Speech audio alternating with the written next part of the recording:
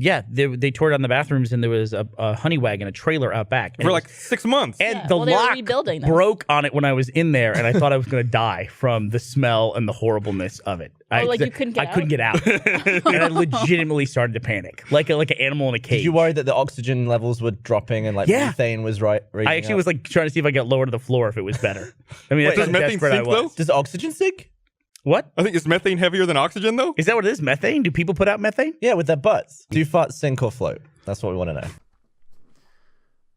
The first question, will methane float in air, is actually a simple one, and the answer is yes.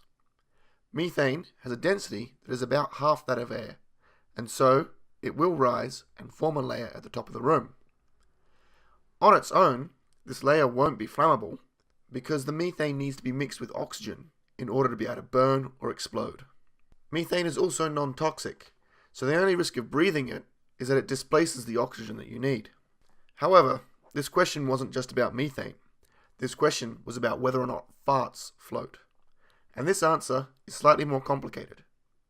This is because farts are not a single chemical. They are a mixture of various gases that are produced within the body.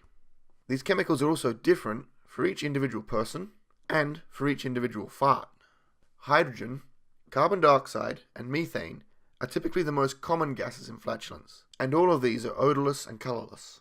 The main chemicals that give farts their various unpleasant smells are thought to be sulfides or other sulfur compounds, most of which have a density that's similar to or larger than the air. This sets up a situation where, once you pass wind, the gases that are inside you part ways.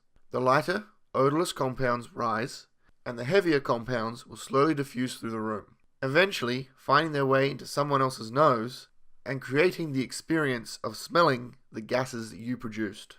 That means air that was in my butt is now inside your lungs.